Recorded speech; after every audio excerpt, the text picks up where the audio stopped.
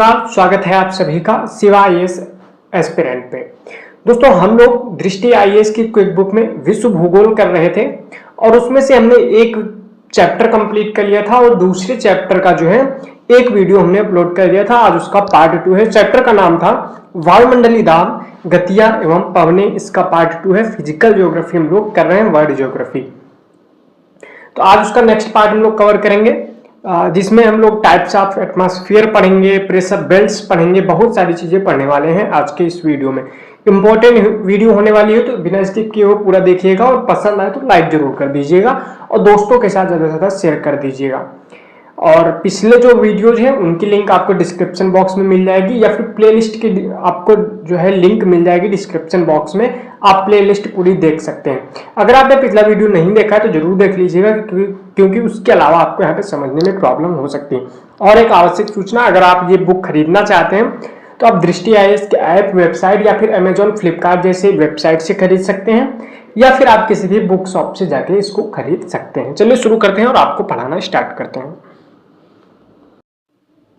तो हमें आज वायुदाब के प्रकार पढ़ने हैं। बाकी का इसके पीछे का हम लोगों ने पिछले वीडियो में कवर कर लिया था कि वायुदाब क्या होता है, कैसे बनता है, कोरियोलिस फोर्स क्या होता है, ये सारी चीजें हमने पढ़ लिया था। तो चलिए शुरू करते हैं। तो यहाँ पे लिखा हुआ है, आप देख सकते हैं, वायुदाब के प्रकार, टाइप्स ऑफ एयर प्रेशर। तो सबसे पहले दो प्रकार के होते हैं ये, एक उच्च वायुदाब प्रणाली और निम्न वायुदाब प्रणाली। उच्च वायुदाब यानी कि हाई प्रेशर, निम्न वायुदाब यानी कि लो प्रेशर। ठीक है, चलिए यहाँ पे देखते हैं। ठीक है, समझिए, मैं आपको थोड़ा सा समझा देता हूँ। मान लो कि ये क्या है, ये हमारी अर्थ सरफेस है और ये भी हमारी क्या है, अर्थ सरफेस। अब यहाँ पे सनलाइट आएगी तो क्या होगा, यहाँ पे जब सनलाइट आएगी तो क्या होगा, गर्म होगा ये। ठीक है, और जैसे जैसे ये गर्म होगा और इसकी हवा क्या होगी, गर्म होकर ऊपर उठेगी, तो यहाँ पे क्या होगा, हवा थोड़ी थोड़ी दूर हो जाएगी, ऊपर चली जाएगी। ठीक है, ऊपर चली जाएगी तो यहाँ पे हवा क्या हो जाएगी, कम हो जाएगी। इसकी वजह से यहाँ का प्रेशर कम हो जाएगा, जिसे लो प्रेशर बोलेंगे। लेकिन समझो, यहाँ पे क्या है, ठंडी है, हवा जो है इसका टेम्परेचर कम है, तो यहाँ पे क्या होगा, पास पास वायु ज्यादा आ जाएगी, तो इसका प्रेशर ज्यादा लगेगा, इसको बोलेंगे हाई प्रेशर। बहुत सारे रीजंस हो सकते हैं, लेकिन मैंने एक जनरल बात बताई है आपको।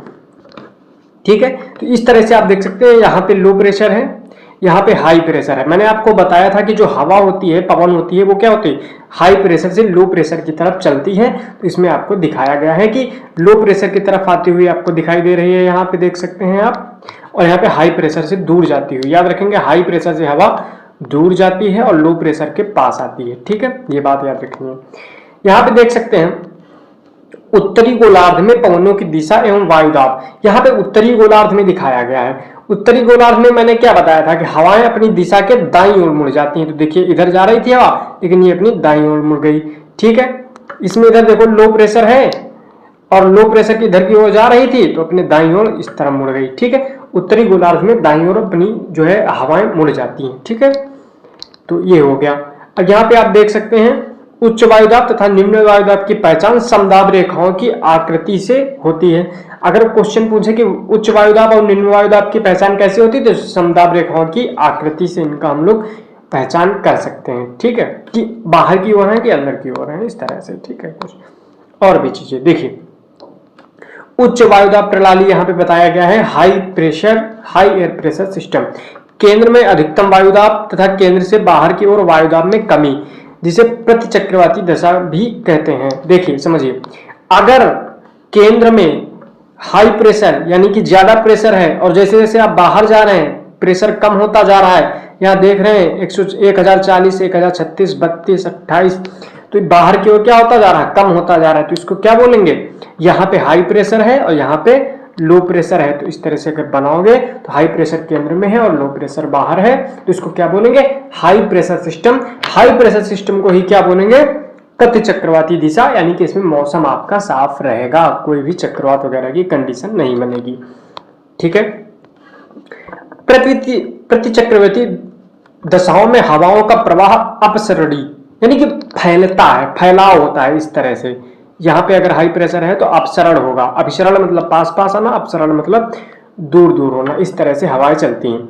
आगे कह रहा है, उत्तरी गोलार्ध में हवाएं घड़ी की सूर्य की दिशा के अनुकूल यानी कि ऐसे मुड़ेंगी।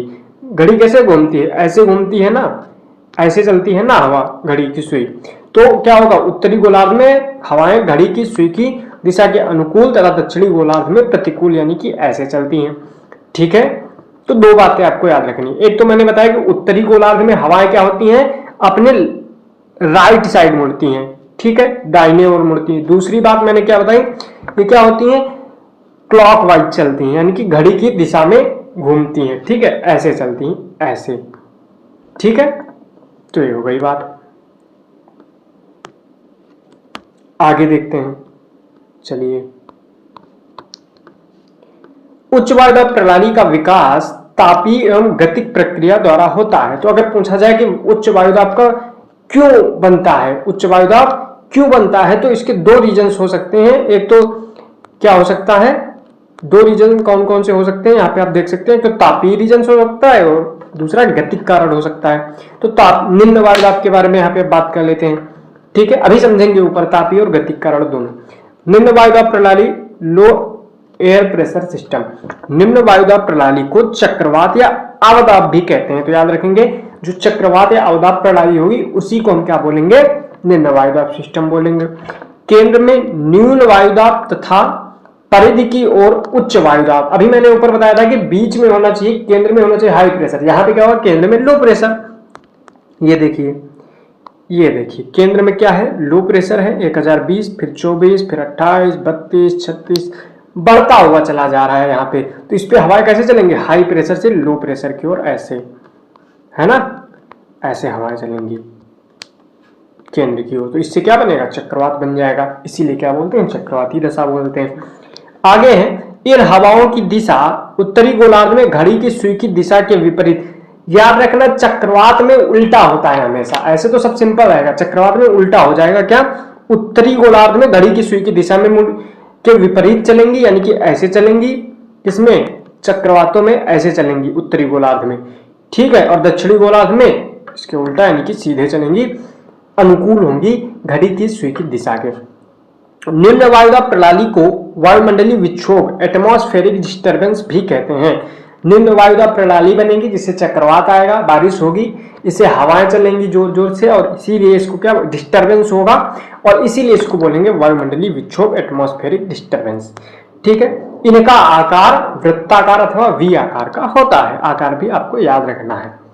आगे है, अब यहाँ पे कराए वायुमंडल का ऊर्ध्वाधर वितरण। यहाँ पे वर्टिकल डिस्ट्रीब्यूशन ऑफ एटमॉस्फेयर या फिर एयर प्रेशर की बात की गई है। देखते हैं क्या है, यहाँ पे देख सकते हैं, वायुमंडल में ऊपर की वायु नीचे की वायु पर दाब डालती है। ठीक है, हर एक लेयर क्या करती है, ऊपर वाली लेयर जो है नीचे वाली लेयर पे क्या करेगी, प्रेशर डालेगी इस तरह से, है ना, जिससे वह अत्यधिक घनीभूत हो जाती है। जैसे जैसे नीचे आओगे वो सघन मिलती चली जाएगी, और घनत्व बढ़ने के कारण उसका दाब भी बढ़ जाता है। इसके विपरीत वायुमंडल की ऊपरी परतें कम दाब वाली होती हैं। सिंपल सी बात है, आप इसको थोड़ा सा पढ़ेंगे बात समझ में आएगी कि जैसे जैसे आप ऊपर जाएंगे क्या होगा, ये वाली इसके ऊपर प्रेशर डाल रही है तो क्या होगा, ये इसके कण जो होंगे वो पास पास आ जाएंगे अणु, तो क्या होगी, सघन हो जाएगी कि घनत्व इसका बढ़ जाएगा, और इस पर प्रेशर भी इस वाली परत पे ज्यादा पड़ेगा। फिर इसी तरह से ये डालेगी तो इसका भी सघन हो जाएगी और इसका दाब जो बढ़ जाएगा। इसीलिए जैसे जैसे नीचे से ऊपर जाएंगे कम दाब वाली परतें मिलती जाएंगी। वायुमंडलीय दाब का यही स्तंभ वितरण वायुदाब का ऊर्ध्वाधर वितरण कहलाता है। तो वायुदाब के ऊर्ध्वाधर वितरण से मतलब क्या है कि वायुमंडल में जैसे जैसे ऊपर जाएंगे कम वायुदाब वाली परतें मिलती जाएंगी।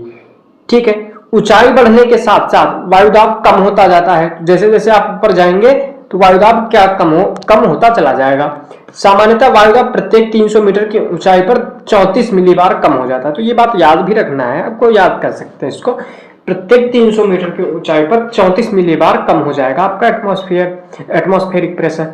आगे है, वायुदाब के असमान वितरण के कारण ही मैदानी क्षेत्रों की अपेक्षा पर्वतीय क्षेत्रों में चावल पकने में अधिक समय लगता है। क्यों? क्योंकि निम्न वायुदाब के कारण पानी का क्वथनांक यानी कि बॉइलिंग पॉइंट घट जाता है और वो देर से फिर चावल पकता है। ठीक है, इसीलिए आगे कह रहा है, ऊंचाई के कारण उत्पन्न निम्न वायुदाब स्थिति में वायु विरल हो जाती है। ऊंचाई के कारण उत्पन्न निम्न वायुदाब स्थिति में वायु विरल हो जाएगी। आपको पता है कि ऊंचाई जैसे जैसे बढ़ेगी वैसे क्या होगी, वायु विरल हो जाएगी, जिससे उसमें ऑक्सीजन की मात्रा कम होने लगती है। इसीलिए पर्वतारोही अपने साथ ऑक्सीजन सिलेंडर लेके जाते हैं। तो याद रखना क्यों लेके जाते हैं, क्योंकि वहां पे प्रेशर कम हो जाता है, प्रेशर कम हो जाता है तो वायु भी विरल हो जाती है, वायु जब विरल हो जाएगी तो क्या हो जाएगा, ऑक्सीजन की कमी हो जाएगी, जिस कारण उनको ऑक्सीजन की जरूरत पड़ेगी। अब यहाँ पे बात किया गया है वायुदाब पेटियों का क्षैतिज वितरण, horizontal distribution of pressure belt. Pressure belt की बात यहाँ पे की गई है, अच्छे से समझिएगा, ये काफी इंपॉर्टेंट टॉपिक है, यहाँ से पूछा भी जाता है।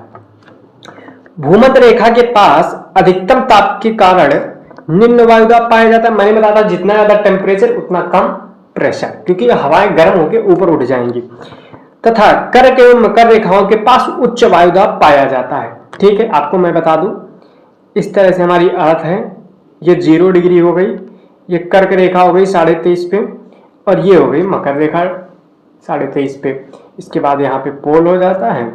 तो कह रहा है कि यहाँ पे लो प्रेशर होता है, यहाँ पे क्या होगा, हाई प्रेशर होगा। क्यों होगा भैया आगे समझाएंगे।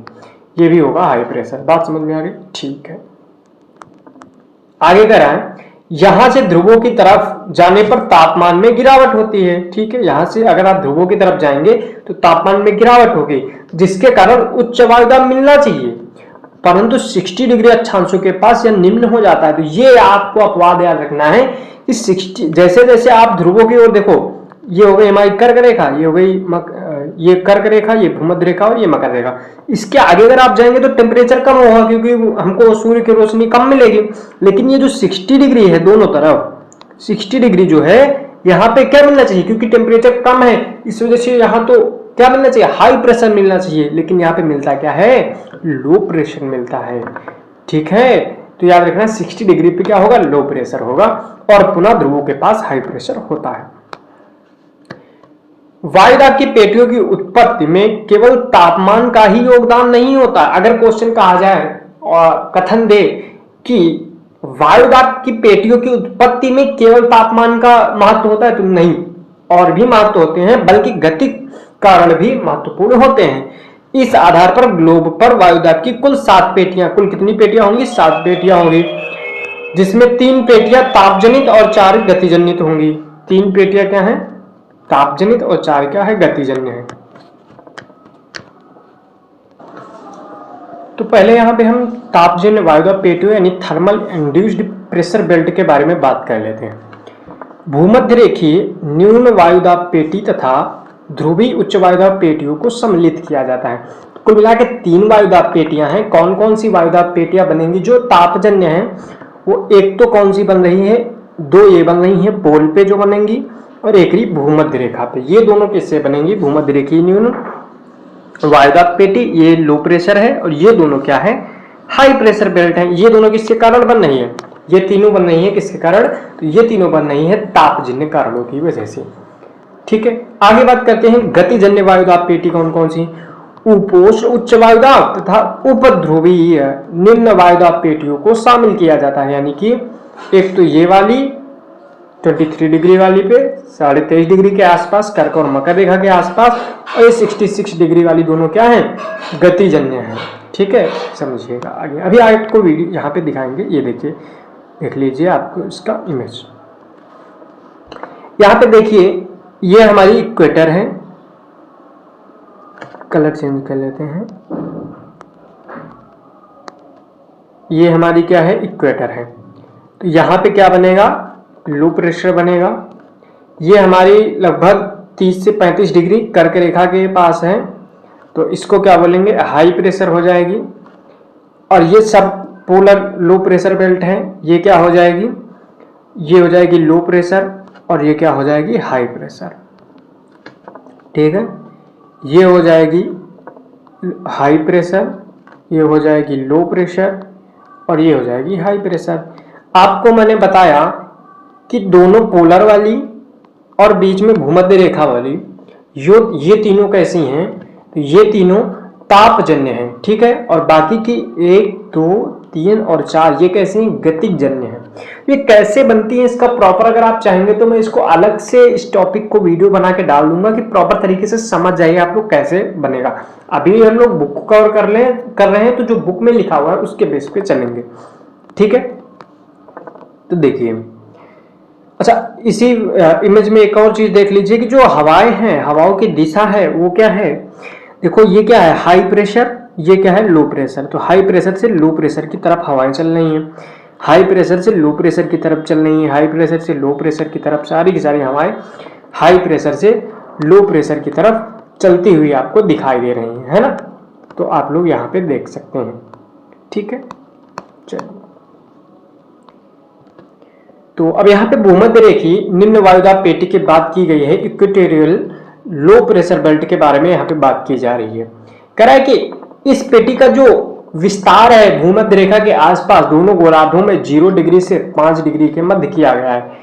यानी कि ये हो गई 0 डिग्री, ये हो गई दोनों 5 डिग्री, तो इसी के बीच में इसको जो है पाई जाती है इक्वेटोरियल लो प्रेशर बेल्ट। सूर्य के ऋतुवत उत्तरायण तथा दक्षिणायन होने की वजह से इस पेटी का स्थानांतरण होता है। अगर सूर्य उत्तर में जाएगा तो ये भी शिफ्ट कर जाएगी उत्तर की ओर, अगर दक्षिणायन होता है तो ये भी क्या होगी, दक्षिण की ओर शिफ्ट हो जाएंगी। भूमध्य रेखा पर सूर्य की किरणें वर्ष भर लंबवत पड़ने के कारण तापमान अधिक रहता है, जिससे हवाएं गर्म होकर फैलती हैं तथा ऊपर उठती हैं, इसलिए इस पेटी में निरंतर वायुदाब बना रहता है। तो समझिए, आपको मैंने बताया कि ये जो 0 डिग्री है, यहाँ पे हमेशा क्या होता है, सूर्य तापमान मिलता है। तो यहाँ पे जब हमेशा तापमान सही मिलेगा, सीधी रेखाएं पड़ेंगी, गर्मी अधिक पड़ेगी तो हवा गर्म होगी। जैसे हवा गर्म होगी तो हल्की होगी, हल्की होगी तो ऊपर उठ जाएगी, जिस वजह से लो प्रेशर यहाँ पे बना रहेगा। ये आपको बात समझ आ जानी चाहिए। आगे कह रहा है इसे तापजन्य न्यून वायुदाब पेटी कहते हैं। ठीक है, बात समझ में आ गई। इसे तापजन्य क्या है, न्यून वायुदाब पेटी है। यहाँ वायुमंडल में उपस्थित नमी भी निम्न वायुदाब के लिए उत्तरदायी है, क्योंकि इस कटिबंध में प्रतिदिन वर्षा होती है। ठीक है, ये भी बात समझ में आ गई। इस पेटी में हवाओं की गति कम होने के कारण वातावरण शांत रहता है, इसी कारण इसे डोलड्रम अथवा शांति का क्षेत्र कहा जाता है। तो अगर आपसे पूछे डोलड्रम अथवा शांति का क्षेत्र किसे कहते हैं, तो डोलड्रम अथवा शांति का क्षेत्र वह क्षेत्र कहलाता है क्योंकि यहाँ पे हवाएं ऊपर की ओर उठ रही हैं। यहाँ पे हवाएं बहुत स्लो चलती हैं, बहुत धीरे चलती हैं, हवाओं की गति बहुत कम होती है इक्वेटोरियल बेल्ट के पास, और इसी की वातावरण, इसी की वजह से वातावरण बहुत शांत हो जाता है। इसी को क्या बोलते हैं, डोलड्रम अथवा शांति क्षेत्र कहते हैं। ठीक है, इस क्षेत्र में दोनों गोलार्धों में स्थित उपोष्ण उच्च वायुदाब कटिबंधों से आने वाली व्यापारिक पवनों का अभिसरण होता है, अतः इस मेखला को अंतः उष्णकटिबंधीय अनुसरण क्षेत्र कहते हैं। मैं आपको फिर से फिगर में समझा देता हूं। तो ये देखिए, ये हमने आपको बताया इक्वेटोरियल लो प्रेशर बेल्ट, यहाँ पे दोनों ट्रॉपिकल हाई प्रेशर जो बेल्ट हैं उनसे क्या है, हवाएं आ रही हैं, और ये दोनों एक दूसरे को जब मिलेंगी तो यहाँ पे पहली बात तो हवाएं ये ऊपर उठ जाएंगी, और जब ऊपर उठ जाएंगे तो यहाँ पे शांत क्या हो जाएगा, क्षेत्र, तो इसको बोलेंगे डोलड्रम। लेकिन ये जहां पे हवाएं मिल रही हैं इस क्षेत्र को क्या बोलेंगे, ITCZ बोलेंगे। ठीक है, क्या बोलेंगे, ITCZ बोलेंगे। ठीक है, क्या बोलेंगे, ITCZ, यानी कि उष्णकटिबंधीय अभिसरण क्षेत्र, इंटरट्रॉपिकल कन्वर्जन जोन। ठीक है, हो गई ये बात। तो इसके बारे में कई बातें हम लोगों ने सीख ली है।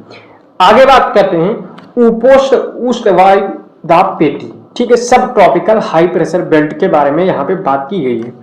कह रहा है कि इस पेटी का विस्तार दोनों गोलार्धों में 30 से 35 डिग्री अक्षांशों के मध्य पाया जाता है।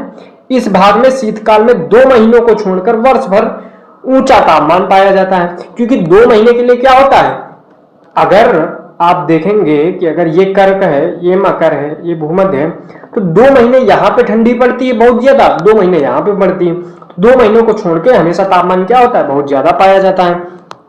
गर्मियों में पृथ्वी का तापमान उच्चतम तापमान अंकित होता है। गर्मियों में उच्च तापमान होने के बावजूद यहाँ पर उच्च वायुदाब पाया जाता है। देखो तापमान यहाँ पे बहुत ज्यादा है, लेकिन यहाँ पे क्या फिर भी हाई प्रेशर मिल रहा है, क्यों, जबकि नियमता यहाँ पर निम्न वायुदाब पाना जाना चाहिए। क्यों, तापजन्य के कारण। अगर आप ताप वाला कॉन्सेप्ट लगाएंगे तो यहाँ पे क्या होना चाहिए, हाई प्रेशर, लो प्रेशर होना चाहिए, लेकिन होता यहाँ पे हाई प्रेशर है। यहाँ की पेटी का उच्च दाब तापमान से प्रेरित ना होके पृथ्वी की दैनिक गति अथवा वायु के अवतलन से होता है। आप कहोगे ये अवतलन क्या होता है, समझो। ये हो गई हमारी अर्थ, ये हो गई हमारी इक्वेटर, ये हो गई 30 से 35 डिग्री पे लाइंस। तो इधर से इधर की ओर हवा चल रही है। अब यहाँ से जो हवा ऊपर उठी थी, ऊपर उठ के इधर मुड़ के यहीं पे फिर से गिर जाएगी हवा। इसी तरह से यहाँ से जो गई थी वो इधर जाके इधर गिर जाएगी। जब हवा गिर रही है नीचे की ओर, जब हवा नीचे की ओर गिर रही है तो प्रेशर क्या होगा, बढ़ जाएगा। प्रेशर क्या हो जाएगा, प्रेशर बढ़ जाएगा, हाई प्रेशर। और इधर से भी जो हवाएं हैं, इधर से भी हवाएं हैं, ये भी यहाँ पे आके ऐसे क्या होती हैं, गिरती हैं। ठीक है, यहाँ भी हवाएं ऐसे गिरती हैं, इधर से भी इधर। तो इसलिए यहाँ पे क्या मिलता है, हाई प्रेशर मिलता है। ठीक है, इसको वीडियो से समझना होगा, इसमें एनिमेशन की जरूरत होती है। किसी दिन और अलग से बना के इसको समझा देंगे कायदे से, अगर नहीं समझ में आ रहा है तो। ठीक है, यहां से बात समझ के आगे। भूमध्य रेखा से आरोहित वायु तथा उपध्रुवी निम्न वायुदाब की आरोहित वायु पृथ्वी के घूर्णन की गति के प्रभाव से इन अक्षांशों में नीचे बैठती हैं। फलतः यहां वायु का आयतन कम हो जाने के कारण वायुदाब अधिक हो जाता है। ठीक है, इस प्रकार यहां बनने वाला उच्च वायुदाब गतिजन्य हो जाता है। ठीक है, बात समझ में आ गई ना, सारी बातें मैंने समझा दिया। ये पेटियां पवनों का अपसरण क्षेत्र भी है, क्योंकि यहां से पवनें विषुवतीय और उपध्रुवी निम्न वायुदाब पेटियों की ओर अपसरित होती हैं, यानी कि ऊपर की ओर भी जाएंगी, यहां से नीचे की ओर भी हवाएं जाएंगी। ठीक है, इन अक्षांशों में वायु के नीचे उतरने के कारण यहाँ उच्च वायुदाब बना रहता है। फलतः यहाँ का वायुमंडल प्रायः शांत रहता है। यह पेटी व्यापारिक तथा पछुआ पवनों के मध्य विभाजन का कार्य करती है। ठीक है, ऊपर की ओर पाई जाएंगी कौन सी, पछुआ पवनें, नीचे पाई जाएंगी आपको व्यापारिक पवनें। ठीक है, मध्य युग में घोड़ों को ले जाने वाली नौकाओं को यहाँ की शांत वायुमंडलीय दशाओं के कारण आगे बढ़ने में अत्यधिक कठिनाई होती थी, क्योंकि यहाँ पे हवाएं चलती नहीं थी, है ना भाई। जो ट्रॉपिकल है उससे इधर तो इधर जा रही हैं, इधर भी जा रही हैं, लेकिन इस क्षेत्र में 30 से 35 डिग्री पे यहाँ तो हवाएं चल ही नहीं रही ना, यहाँ पे तो हवा ऊपर से नीचे गिर रही है। तो इसके कारण जहाज चलने में बहुत प्रॉब्लम होती थी। घोड़ों को लाद के लाते थे तो घोड़े फेंक दिए जाते थे समुद्र में। तो इसीलिए इसको क्या बोलते हैं, अश्व अक्षांश, हॉर्स लैटिट्यूड बोला जाता है। फोटो में आपको मैंने दिखा दिया है, फिर से दिखा देता हूं कि हॉर्स लैटिट्यूड किसे बोलते हैं। तो ये देखिए 30 से 35 डिग्री पे जो बनता है हमारी पेटी, उसी को क्या बोलते हैं, हॉर्स लैटिट्यूड बोलते हैं। ठीक है, तो ये हो गई बात। आगे है उपध्रुवी निम्न वायुदाब पेटी, सब पोलर लो प्रेशर बेल्ट की बात यहाँ पे की जा रही है। उपध्रुवी निम्न वायुदाब पेटी का उत्तरी गोलार्ध में विस्तार 60 डिग्री उत्तरी अक्षांश से आर्कटिक वृत्त 66 degree and half minute north तक और दक्षिणी गोलार्ध में 60 डिग्री साउथ एंड से अंटार्कटिक वृत्त 66 डिग्री एंड हाफ मिनट तक साउथ में है। ठीक है, तो याद रखना है 60 से 65 आपको जनरली याद रखना है, बाकी आप इधर उधर कर लीजिएगा। ठीक है, इस पेटी के निर्माण में पृथ्वी की घूर्णन गति का महत्वपूर्ण योगदान है, क्योंकि पृथ्वी के घूर्णन गति के कारण इन अक्षांशों से वायु फैलकर स्थानांतरित होती है। फलतः यहाँ पर निम्न वायुदाब पेटी का निर्माण होता है। ठीक है, समझिएगा आगे। इन मेखलाओं में स्थित सागरों में गर्म जलधाराएं चलती हैं, जिनसे यहाँ का तापमान बढ़ जाता है, वायुदाब कम हो जाता है। उत्तरी गोलार्ध में उपध्रुवी निम्न वायुदाब पेटी का विकास ग्रीष्म काल की अपेक्षा शरद ऋतु में अधिक स्थायी व नियमित होता है। तो याद रखना है कि उत्तरी गोलार्ध में उपध्रुवीय सब ट्रॉपिकल लो प्रेशर बेल्ट जो है वो ग्रीष्म काल में अच्छी नहीं बनेगी। कब बनेगी, शरद काल में। आपको लगेगी ग्रीष्म काल में सन आता है तो वो बन जाएगा, नहीं, ऐसा नहीं है, इसकी वजह से नहीं होता है। ठीक है, पृथ्वी को परिभ्रमित गति के कारण, पृथ्वी की परिभ्रमित गति के कारण ध्रुवों के ऊपर भंवर एडीज उत्पन्न होते हैं। ये क्या होता है, ये कॉन्सेप्ट अलग कॉन्सेप्ट है, इसको बाद में समझेंगे। ठीक, फिलहाल समझ लेते जो लिखा है। वायु के इस भंवर से ध्रुवों पर गड्ढा बन जाता है। फलस्वरूप वायु की कमी से न्यून वायुदाब की आवृत्ति उत्पन्न हो जाती है, परंतु यहाँ इतनी प्रचंड शीत पड़ती है कि उसके प्रभाव के सम्मुख पृथ्वी की गति का प्रभाव नगण्य हो जाता है। प्रचंड शीत प्रभाव से ध्रुवों पर उच्च वायुदाब पेटी बन जाती है, अतः निम्न वायुदाब पेटी का अंततः उपध्रुवीय क्षेत्रों में ही बनी रहती है। ठीक है, आगे अभी समझ में आ जाएगा, परेशान नहीं होना है। रही उपध्रुवीय निम्न वायुदाब मेखला का बेल्ट का विकास दक्षिणी गोलार्ध में अधिक स्थायी और नियमित होता है। क्यों? क्योंकि वहां पे वाटर ज्यादा है, लैंड कम है। जबकि उत्तरी गोलार्ध में इसकी नियमितता भंग हो जाती है। इसका प्रमुख कारण दक्षिणी गोलार्ध में सागरीय क्षेत्र तथा उत्तरी गोलार्ध में स्थलीय भाग का होना है। ठीक है, तो इसको हम लोग समझ लेंगे होता कैसे है, इसको हम लोग देख लेते हैं थोड़ा सा। देखो होता ये है कि एक्चुअली में यहाँ पे तापजन्य के कारण बहुत ज्यादा हाई प्रेशर हो जाता है। यहाँ पे मैंने पहले बताया लो प्रेशर होता है, तो यहाँ से हवाएं दोनों तरफ, यहाँ से इधर से लो प्रेशर इधर की ओर चलने लगती हैं और यहाँ से हवाएं थोड़ा सा इधर की ओर, क्योंकि यहाँ पे जो महासागर होते हैं उनसे गर्म जलधाराएं इसको थोड़ा सा गर्म कर देती हैं, जिसके कारण यहाँ पे लो प्रेशर बेल्ट इस कारण भी बन जाता है। तो हवाएं इसकी ओर आकर्षित होने लगती हैं और यहाँ पे लो प्रेशर बन जाता है। ठीक है, बाकी इसका पूरा कॉन्सेप्ट ही अलग है। ठीक है, तो चलिए आगे देख लेते हैं। ध्रुवीय उच्च वायुदाब पेटी के बारे में हम लोग यहाँ पे बात कर लेते हैं। पोलर हाई प्रेशर बेल्ट के बारे में बात कर लेते हैं। ध्रुवीय उच्च वायुदाब पेटी का विस्तार 80 डिग्री उत्तरी तथा दक्षिणी अक्षांश से उत्तरी ध्रुव तथा दक्षिणी ध्रुव के बीच पाया जाता है। कारण का है तापजन्य। ठीक है, क्योंकि यहाँ पर वर्ष भर तापमान हिमालय के नीचे रहता है, तो जितनी ज्यादा ठंडी पड़ेगी उतनी ज्यादा वायु ठंडी होगी और नीचे की ओर बैठेगी, इस वजह से यहाँ पे हाई प्रेशर बनता है। आपको बात समझ में आ गई होगी। ठीक है, तो चलिए वायुदाब पेटियों की स्थितियों में परिवर्तन समझते हैं। वायुदाब पेटियों की स्थिति वर्ष भर समान नहीं रहती, अपितु सूर्य को उत्तरायण और दक्षिणायन की स्थिति पर स्थितियां जल और स्थल के स्वभाव के अंतर इत्यादि के कारण वायुदाब में दैनिक तथा स्थानिक परिवर्तन होते रहते हैं। ठीक है, पृथ्वी द्वारा अपनी धुरी पर 23.5 डिग्री के कोण बनाने तथा उसके वार्षिक परिक्रम के फलस्वरूप सूर्य की किरणें सूर्य के उत्तरायण के समय उत्तरी गोलार्ध की ओर उत्तर गोलार्ध में सीधी पड़ती हैं। अतः 21 जून को ध्रुवीय उच्च वायुदाब पेटी के अलावा सभी वायुदाब पेटियां उत्तर की ओर खिसक जाती हैं। ठीक है, इसके विपरीत शीतकाल में सूर्य के दक्षिणायन के कारण सूर्य की किरणें मकर रेखा पर लंबवत पड़ती हैं। अतः 22 दिसंबर को सभी वायुदाब पेटियां दक्षिण गोलार्ध की ओर खिसक जाती हैं, दक्षिण की ओर खिसक जाती हैं। वायुदाब पेटियों की आदर्श स्थिति केवल 21 मार्च बसंत विषुव, 23 सितंबर शरद विषुव के समय होती है, क्योंकि इस समय वह सूर्य विषुवत रेखा पर लंबवत पड़ता है।